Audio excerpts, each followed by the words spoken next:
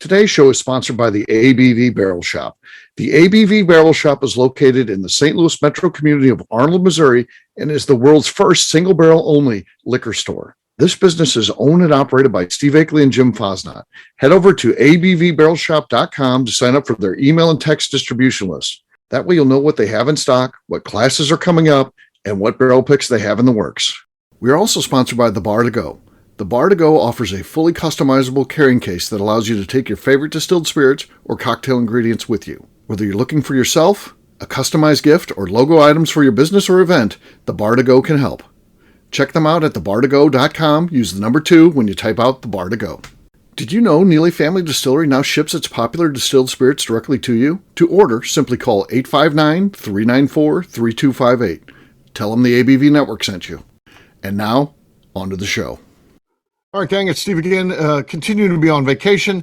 Still got a week to go on vacation. Very nice. This is early on in our time off, but this one is a Bourbon Show episode. This is where we got into the Pappygate investigation just as the news was coming out. So again, we're talking, I guess that came out in 2021, the special that everyone talked about that was on Netflix, and we were at least 3 or 4 years ahead of that. So this came out in 2017, and you hear us talking about it, weighing in on what we thought about the whole Pappygate thing, and you can compare and contrast to what you know from what you saw on Netflix. Here you go. Here's the show.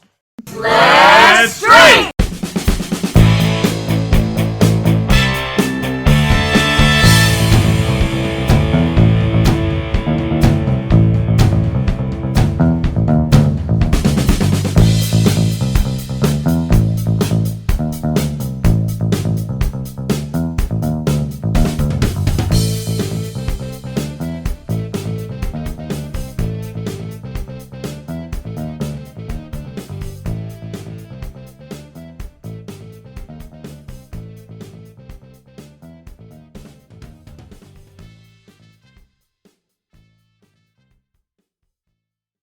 Welcome to the Bourbon Show, starring Caitlin White and Steve Akeley. Today on the show, we have a pint-size edition where we look at the details of the Pappy Van Winkle heist. My name is Evan Haskell. Let's start the show.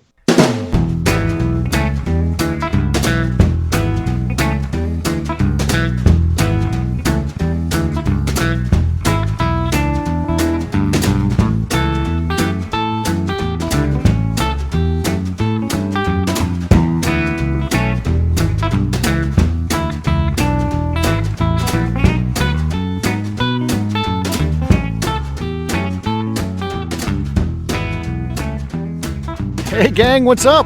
Oh, you know, just carting back all this Pappy Van Winkle I found on the side of the road. Yes, absolutely. Caitlin, how about you? How are you doing?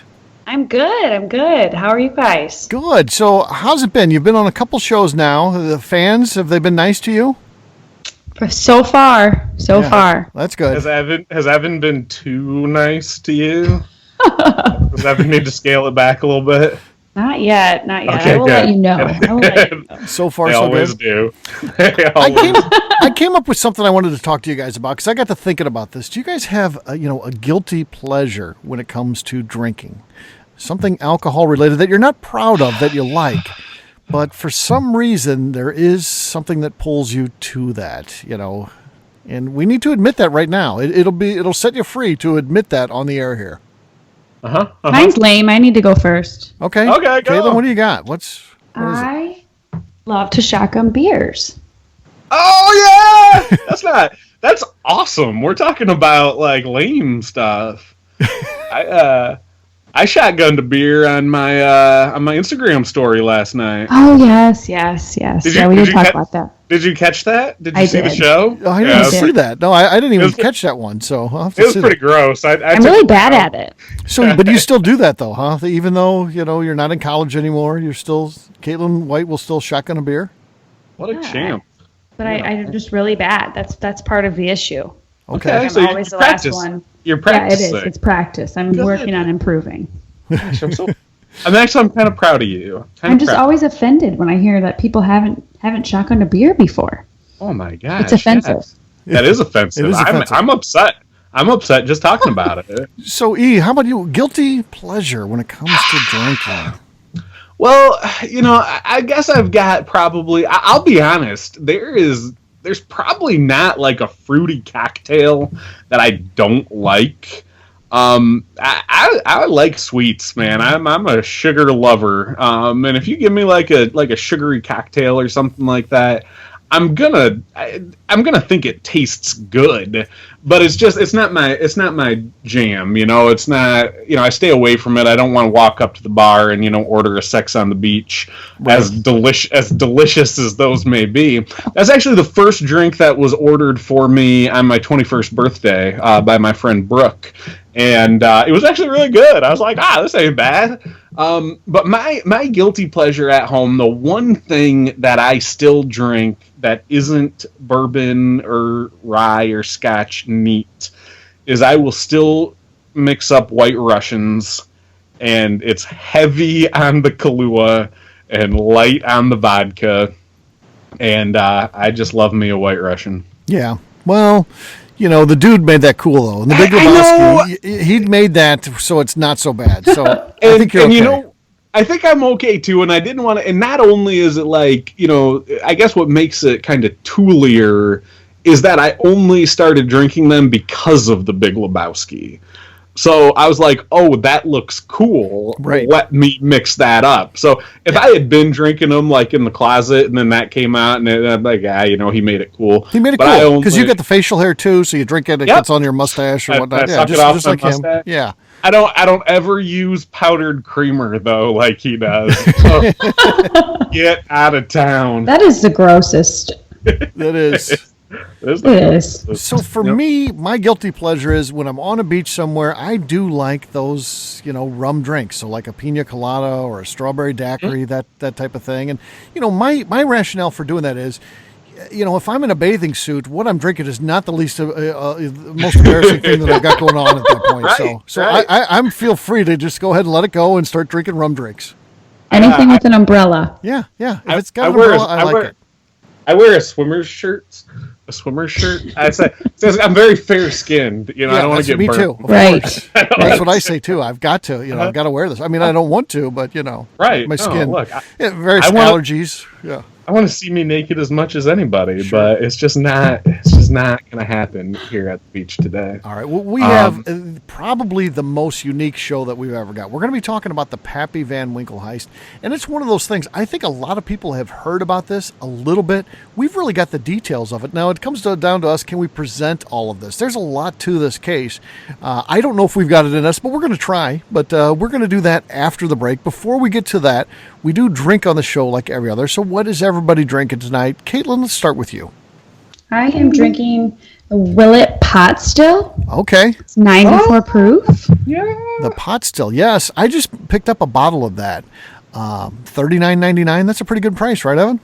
That's a great deal. I mean, some people can't even get it. I can't get it. I'd pay $39.99 all day for that bad boy. Yeah, I didn't really need it because I've already got one of the big bottles, but I thought, for that price, and they had a big thing, limit one, and it was the last one they had, so I thought, you know what, I'm buying it. Had to do it. I had to do it, yeah. I didn't want to. I don't really need it. The rich are getting richer over there in St. Louis. Sure, it happens. Why not? Yeah. Why not? It was good, though.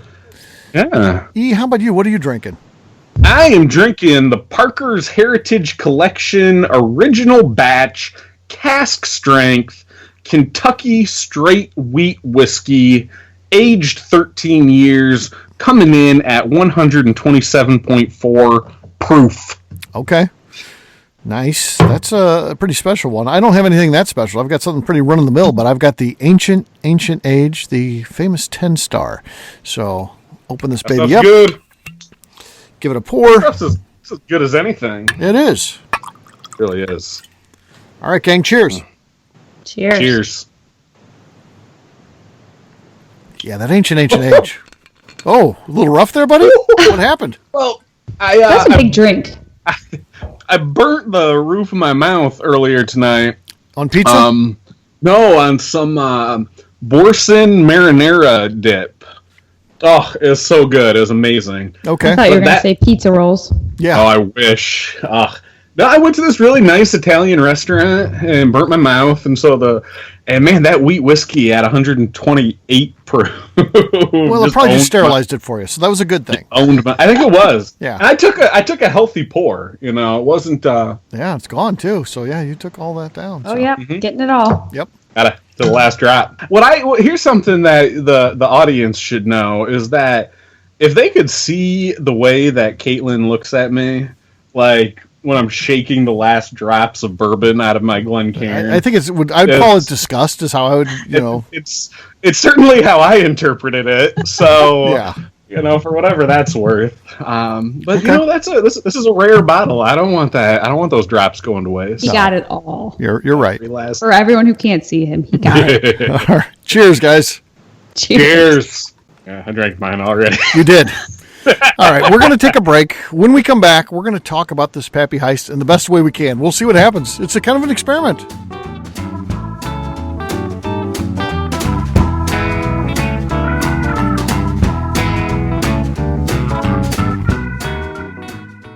Let's talk about the people who make these shows happen. First up is the ABV Barrel Shop.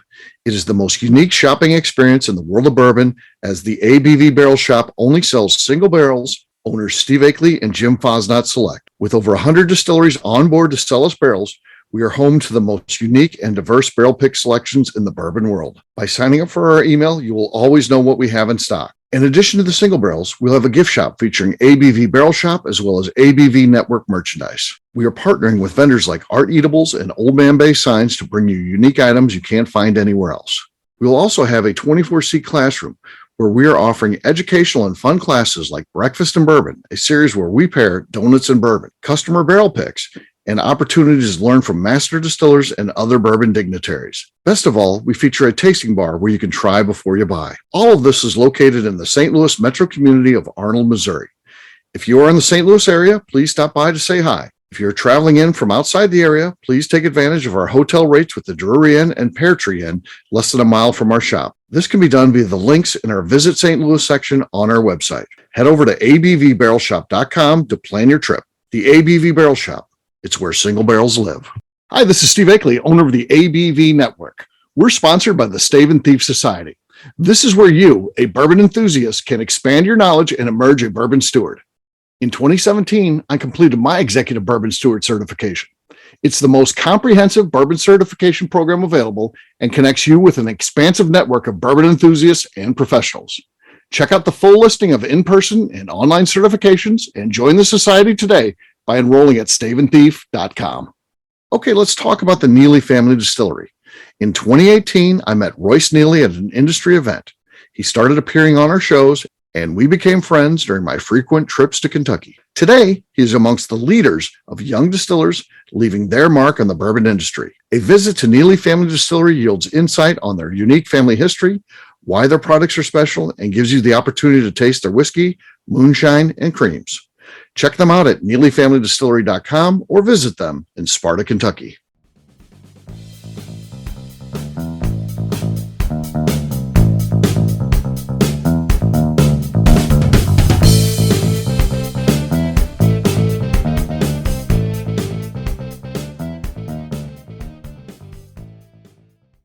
This is Bob. I'm in Ohio. You're listening to the Bourbon Daily.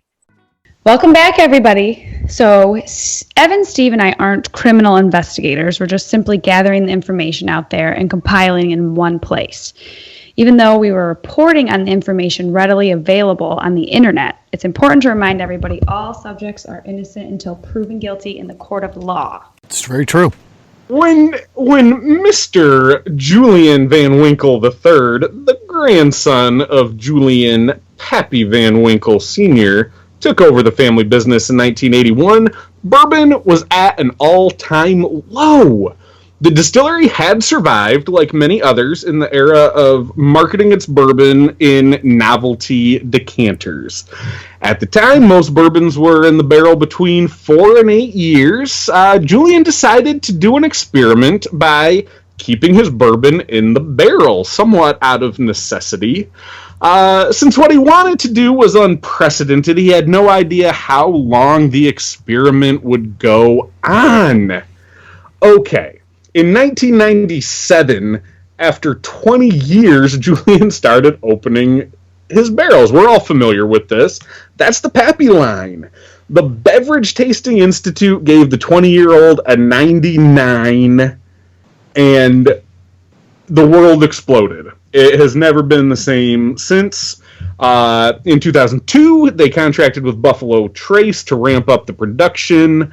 You lose a lot over time. 20-year-old bourbon in a 53-gallon barrel, you lose about 5 gallons by the time it's ready to be bottled. No, it's only about 5 gallons left. It's down to 5 gallons. You're left with 5 gallons. So even the partnership with Buffalo Trace, the company only kicks out about 7,000 to 8,000 cases each. It's a little overview of what goes on behind the scenes, how we got to Pappy Van Winkle got to be so popular there. That's good. Yeah. So, I mean, but now it's crazy, right? I mean, the phenomenon is out of control. Yeah, it's something that everybody wants. I think someone who's not even a bourbon fan is interested in Pappy Van Winkle, which is pretty amazing. We had Julian Van Winkle on the show, which was, very popular, and I was able to, draw a lot of people in that normally don't, even follow bourbon and that, but they've heard of Pappy Van Winkle. So, what's going on with that? It continues to amaze for sure. And it's good stuff. Don't get us wrong. It's great stuff. Yeah. Very good. Yep. I paid a higher price retail for Van Winkle product than I believe I've ever paid retail for anything. Okay. And I felt okay about it. I felt it was worth it. Yeah. Caitlin, what do you know? Well, I do know that one of the strange aspects of the case was the fact that Pappy Van Winkle was always in such a short supply. So as a fan of bourbon, I know you guys have heard the rumors about the underground sales of the bottles. Oh, yeah. Right? Even I knew that. Yes. It turns out that it was actually all true. So when the lid finally got blown off of this alleged crime ring, it turns out they were doing this all the way back to 2008, the same year I graduated high school. What? I usually like to be the one that makes everyone else feel old, but now that Caitlin's here, yeah, she just made me feel old. 2008. I graduated in 86. Holy Moses. She wasn't even alive in 86. I wasn't alive then. Nope. Yeah, that's amazing. Gee. Terrific. But seriously, so it all came to light on October 15th of 2013 when 195 bottles of Pappy Van Winkle bourbon and 9 cases of Pappy Rye were stolen from Buffalo Trace. The heist was pretty simple, actually. In total, over $25,000 worth of product was stolen in just one incident. The Pappy was kept in a locked cage that was easily accessible by removing the hinges from the doors. Can you imagine? Just hinges that you can just take a screwdriver, take out the hinges, boom. Yeah. I think I'll take $25,000 worth of Pappy. Yeah. See, it wouldn't be the cage stopping me. It would be my moral compass. Could you pull that off? Do you think you could, Evan? There's nothing I can't do. Yeah. But I wouldn't do that. I wouldn't do that to my friend Julian. I wouldn't do that to my friend Harlan. Those are my boys. Those are my peeps over there. Right. This stuff made international headlines. Did you know that? Yes. Yeah. It's crazy. Yeah. That is crazy. People have heard about this, but I don't think they know the details. So that's why it was so good we're talking about this tonight. All that really did was fuel the conspiracy theorists who assumed this was all inflated due to the demand and the prices of the Pappy Van Winkle line. Yeah, I heard this too. And that's one of the things Seth said. I know when we were talking about doing this, Evan, early on, this is a show that we've been talking about doing for a while. And he was like, I think that, this is all set up as marketing. They just say that people are stealing it and that, causes the prices to go up. And so no, that's pretty well widespread in terms of rumors. Yeah. But that's absolute garbage. I mean, that's complete malarkey because everybody is getting rich off of Pappy Van Winkle except for the Van Winkles. I mean, not that they're hurting. Don't get me wrong. I see them wearing their fancy clothes. They sell out, doing 7,000 to 8,000 cases a year, which is good. But yeah, they're not making what it's retail. Right. I mean, they're selling it the suggested. They're selling it wholesale. Yeah, exactly. So they're not even getting retail for it. They're getting wholesale. That's exactly right. When you say like manufacturer suggested retail is what $250 on the 23, and then it goes. Yeah, and then it goes down from there. I mean, all the way down to like $49. Yeah, exactly. It's $50 for the old Rip Van Winkle. So, they're not getting rich off that. And when that stuff gets stolen, they lose just the. I guess I don't know when the money comes to who as far as with the relationship it's either going they to be have them at or Buffalo Trace. Yeah, exactly. Right. But again, I mean, even with the antique collection, I mean the Buffalo Trace, the retail prices are very reasonable. You know, Buffalo Trace isn't getting rich off that. Right. Buffalo Trace is behind the getting scenes at rich off Sazerac, of course, but yeah, exactly. Yeah. Right. So interesting, though. I mean, it's gonna fuel conspiracy theorists are everywhere. I'm one of them. Right. So you? for me to not buy into this means it's really shaky. Yeah. It's really on shaky ground because I love a good conspiracy. Okay, let's talk about the facts then, and then we can decide. Okay. Facts are overrated. Facts. I'm very black and white. Facts are very important. Okay. Really? Okay, so Pappy Van Winkle's prices had exploited the secondary market. So prices from $1,500 to $2,000 for 20-year-olds weren't uncommon. And the 23-year-olds were going for about $4,000 for a single bottle. So this equates to Pappy being viewed as the industry standard, which is a good place to be in. Their wholesale prices had also risen above the pace of other bourbons, so the distillery was clearly benefiting from all this hype. Yeah, to the tune of like $5 to $10 a bottle as opposed to the thousands. But again, if you're doing, what do we say, 8,000 cases and 12 to a case, and if all of those go up, you know, say $10 to $20, yeah, there's some good money being made there. There really is. Yeah. Even okay, all right, fair enough. So that kind of is a little bit fishy, right? A little bit. Yeah. There's rumors, you know, that everything's being stolen for years. Now the breaking story of October 2015 theft from the Buffalo Trace directly. How does anyone take that amount of product from one place they have to have security guards, some sort of security system, right? Mm-hmm. Yeah. Well, maybe it does seem a little fishy. Maybe a group of people left the distillery every day wearing trench coats, you know, and they checked them for 3 years and they never had anything. So on that 3 year and 1 day, they were like, all right, we don't need to check them. They just leave here every day wearing trench coats. and then they knew.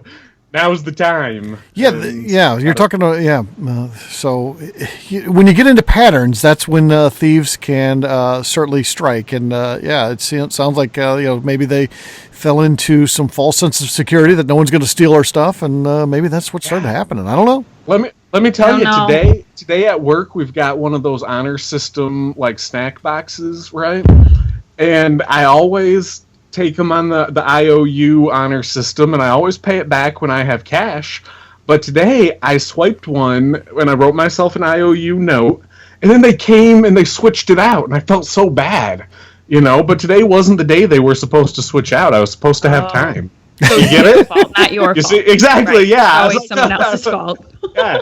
As I was watching, as they were like counting it and stuff, and they're like, "Oh, it looks good." And so, you know what? I don't have to put my money in there anymore. Well, now they're going to hear the show. Do you have ADD? Yeah. Right. Right. I always put my money back. Okay, guys, back. We got it. We got to stay focused. Evan, do you have ADD? Huh? He does. Do you have ADD? Oh, yeah. Like a squirrel. I can tell. I don't have ADD. I'm drunk. So the case went silent again, right? So Right. no one's talking about it. So you got to do something to bring it back up. So then they offer a $10,000 reward. But again, kind of seems like a marketing hype. Yeah. It does. I mean, it does. But, you know, good. They're looking for help finding this criminal. Yeah. You know. Hey, we'll give a $10,000 reward. So kind of a big reward, you know. Get everyone talking about it. Get everybody talking about it, but also they're talking about the brand. You know, if you're talking about any sort of advertising, it's going to cost you more than $10,000. So to offer a $10,000 reward on something that was quote unquote stolen, which people are questioning whether anything's ever been stolen, is, pretty marginal, really. Speaking of marketing for under $10,000, if you would like the Bourbon Show to advertise your product, we have some great entry-level options to advertise for way less than $10,000. Sure. Reach out to Steve Akeley anytime. Yeah, absolutely. Hey, good plug. I actually like that one. That's where the ADD went to work for us, so that was good. For once. Yeah. For one. So yeah, it kind of did go back under the radar again. But what really brought it to the forefront when we were talking about that $25,000 heist? So $25,000 comes missing. Of course, the public is still skeptical. I think the bourbon fans at large are like, this is just all just marketing hype. They're just trying to drive up the price of that. But behind the scenes, of course, the police, that does get on their radar. $25,000 theft, that's a lot of money. So they begin to look into it. And what pops up is this principal trying to sell Pappy Van Winkle on camera. So they, get him on a liquor store going in and trying to sell Pappy Van Winkle. Ultimately, that's probably not that uncommon. You can't really sell at liquor stores, at least you're not supposed to be able to. You have to go through distributors and those type of things. But, I think people probably try that all the time. And so they caught this guy going in, and it turns out he was exonerated. And, they found out that he was just a guy trying to sell a couple bottles that he had. So there was a big break, though, when a surprise snowstorm in March actually led to the break that they needed. So there was a wild turkey driver. Again, we're all talking alleged here, but his name is Mark Searcy. He asked for the road to be plowed so he could deliver barrels between a couple of warehouses. So he actually called the county and said, hey, could we have this road plowed? So the person who took that call actually called the Franklin County Police Department and said, hey, I don't know about this. They're looking at, getting some, bourbon delivered on a day when it's snowing and that type of thing. And ultimately, the police got involved. This led to him providing information about an accomplice named Kurtzinger, who they then searched his home. And they noticed the smell of bourbon as soon as they got there. And it turns out he had 5 full barrels, under a tarp in his backyard. They also found handguns, anabolic steroids, and more. And ultimately, it led to the first arrest in the case. So this ended up being the big break that they were looking for when this wild turkey driver called and said, hey, I need to get this road plowed. So as these two things came together, the wild turkey driver providing information about Kurtzinger, it was the first time that it was ever put together that there was more than one distillery involved. It had only been Pappy Van Winkle to that point, but now also wild turkey was involved in the mix. What do you guys think about that? Oh, boy. Snow, man. I hate snow. Snow is the worst. It really is. Snow is the absolute worst, and here it goes again. Right. Ruining this guy's good time. Yeah. He was just trying to sell Pappy illegally. Illegally? Right. Yeah. But I sell bourbon frequently illegally. It's just not I didn't steal it. It's just illegal to sell. Yeah. So, your stuff. So yeah, sure. That's secondary market. It's not legal in any part of that. So yeah. No. Got to remember that, Evan. In fact, our good friend Chuck he talks about how he has people ask him to value their collection or put a price on it or appraise it. He's like, it's not worth anything. You can't sell it. Drink it up. Right. So some of that's actually about to change down in Kentucky, but that's another conversation for a different show that we've already done. Yeah. So the investigation turned up a fairly simple approach that was able to stay under the radar based on the fact that they weren't trying to distribute via the internet or social media, like some knuckleheads. It sounds like it all involved personal contacts made primarily by Toby Kurtzinger, who met people at the gym or a couple of softball leagues he was involved in. I mean, you just come up and you whisper to your bourbon-loving buddy, hey, I got Pappy. Yeah. Guess what? People listen. People listen, and they open up their checkbooks, too. So he was onto something. Yeah, when you're talking about a couple hundred bottles being worth, $25,000, it's pretty easy to, to just work personal contacts as opposed to, starting a Facebook group or something like that where you would kind of land on the radar. So the guy took, what was kind of a smart approach, I guess, that allowed him to do this for a while until his associate, got under the radar trying to get that road plowed when it was like, that doesn't make a whole lot of sense, that he'd be making that call. So, yeah, very interesting. Caitlin, what else do you know about this? So allegedly, remember we have to keep saying that. Allegedly. Allegedly. The acquisition of the product was equally as simple. So sneaking the product out of Buffalo Trace was orchestrated by Kurtzinger, who worked there in shipping, which we all know a lot about. Yeah. Oh, hey. Yeah. He would sneak barrels out, bottles, and even once a pallet of Eagle Rare apparently was loaded into the back of his pickup truck. How do you load a pallet into the back of someone's pickup truck? Put me a I've pallet loaded of pallets into pickup trucks thousands of times. With what on it? Yeah. What do you mean? Like pallets of what? Anything. Anything he could The pinch. hilo? Yeah. With a high-low, yeah. Oh, okay. Well, Yeah. shouldn't someone notice that you're loading something into your personal vehicle? I don't need no He's stinking flexing. high-low. Caitlin just passed out, so we'll have to revive her and then get on with the show.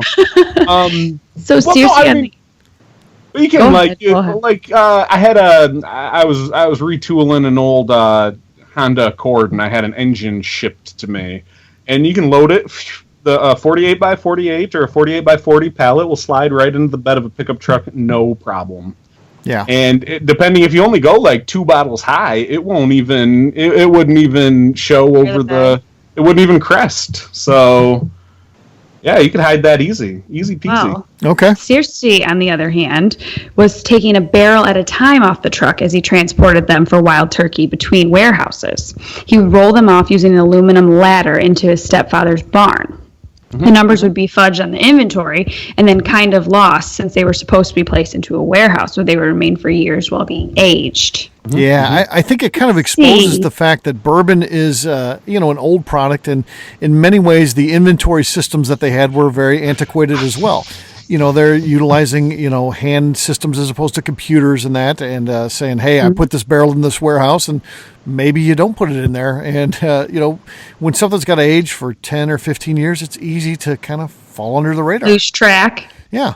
Yeah. And we know even, we just interviewed Eddie Russell not that long ago, and he talked about, hey, they'd have a favorite barrel where they'd go drinking out of every Friday on their day off. So I'm sure they probably lose a little bit through that way too. So people start And you know what? covering their backs on those type of things. Yeah, that's stealing too, Eddie. It is. It It is. It is. Yeah, absolutely. Yeah. So when all of this fell out, 9 people ended up indicted for the heist, which ran from 2008 to 2015. Of course, we don't know exact numbers because they're saying they're not guilty, of course, so they're not sharing numbers. But the estimate is that about $100,000 worth of inventory was stolen between Buffalo Trace and Wild Turkey. Right now they're in the process of going through and interviewing these people and taking statements still and pitting them against one another, offering plea deals and that type of thing, and finding out who has the stories that can help put away people for the longest amount of time. So trial now looms for 5 of them.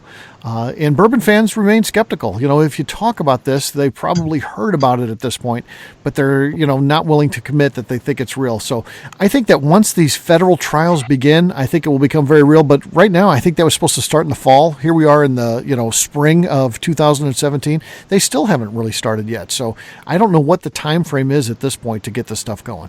Because you know what? They all whispered to the judge. They're like, hey, We'll get you some. Right. we got Pappy. Right. They're like, hey, you know what? Everything's okay. Here's what I think is funny, though. From 2008 to 2015, like me, I'm nobody. I'm nothing special. But do you want to know how many hundreds of thousands of dollars I made between 2008 and 2015? I do. I want to know. Plenty. Hundreds upon hundreds of thousands of dollars. That's not that much. If you just put your head down and get a freaking job and do your work and get bonuses, and you can make that money and then some. People The put all manager this of logistics must pay well. big money. It pays almost as well as being the daughter of an agency owner. Whatever. But I wouldn't know anything about that. I'm just the corporate guy, so I don't make anything. But don't you think? I mean, I think too, and I'm not. Don't think you know anything about me based on this statement. But when you see people standing on the street corner for 8 hours a day asking for money, is why don't you go stand at your job for 8 hours a day and get paid? So same thing with this. You want to spend 7 years trying to steal $100,000 worth of bourbon?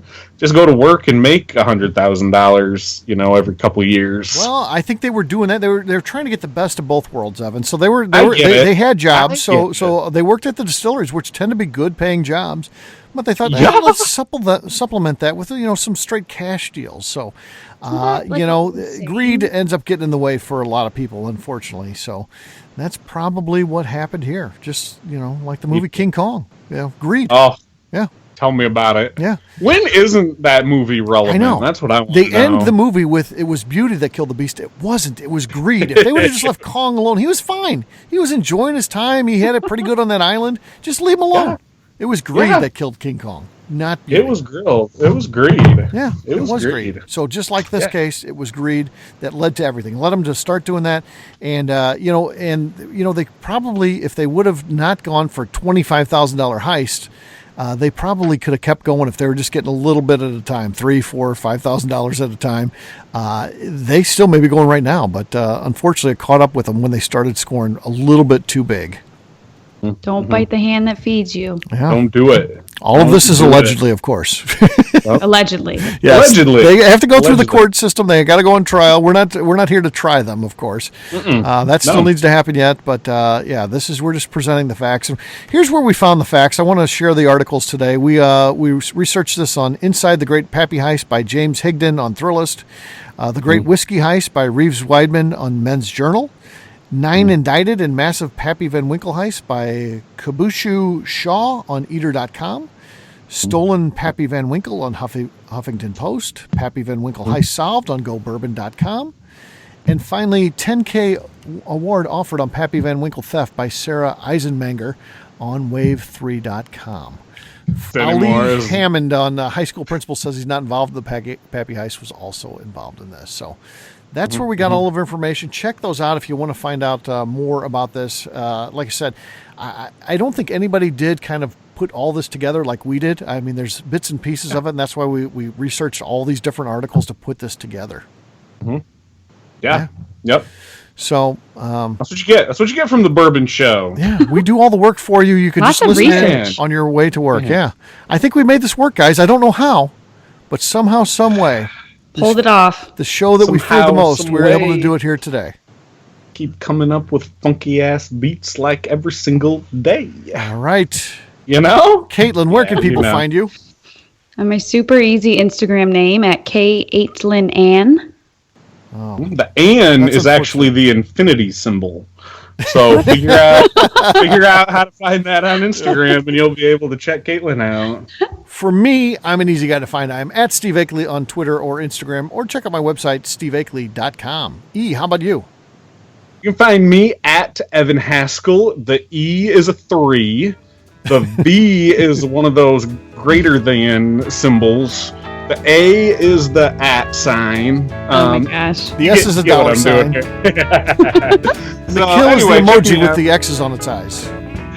I'm actually Pow That Cork on Instagram. So check me out. Absolutely. All right, that wraps it up, guys. Follow this case yourself. See how it goes. Looking forward to seeing when it goes to trial and what happens to all these people. But we'll have to wait and see that until a later time. Until then, take care, everybody. See you.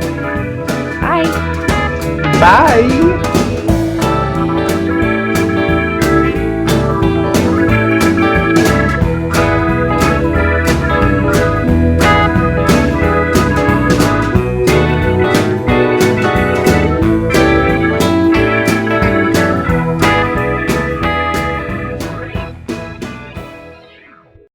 Before we finish the show, let's talk about some great companies that support the ABV network. First up is Moonshine Still Pro. Moonshine Still Pro has a full line of products to help the home distiller.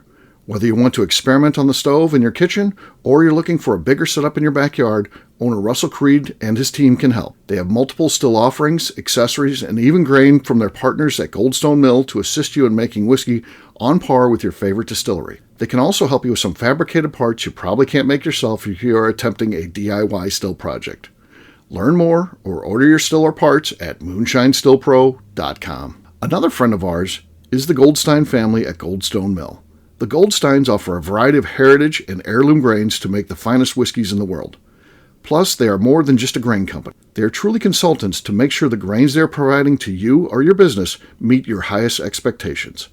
Additionally, they work with mills around the country ensuring shipping is as low as possible for their customers. If you're a distillery, brewery, or even doing this at home, Goldstone can assist you. Check them out at goldstonemill.com, call them at 217-254-6613, or check in via email at hello@goldstonemill.com. Last but not least is the ABV Barrel Shop. While we don't get to play in the allocated bourbon game because we aren't selling the other products you have to do to get those, we do have access via our friendships in the bourbon industry to some really cool stuff. Have you ever seen your favorite craft distiller selling some really cool limited offerings only in their gift shop? I'm talking things like the hazmat offering Distillery 291 did for their 10th anniversary, or Neely Family Distillery's Papa's birthday barrel. They don't have enough of it to send it out to distributors, so they only sell it via their gift shop. Well, companies like Distillery 291 and Neely Family Distillery have agreed to sell us 2 or 3 cases of these offerings moving forward, meaning our store will have the access to some of the rarest whiskeys in the world. Way more difficult to come by than the allocated bourbon offerings with a national release. Yes, they will be extremely tough to come by, but if you're a customer of our store, you'll have a chance to get them. Get signed up for our email or text list over at abvbarrelshop.com so you don't miss out. The Bourbon Daily is part of the ABV Network. For more information or to become a sponsor, please visit abvnetwork.com. Thanks for listening and cheers. This has been a Steve Akeley production.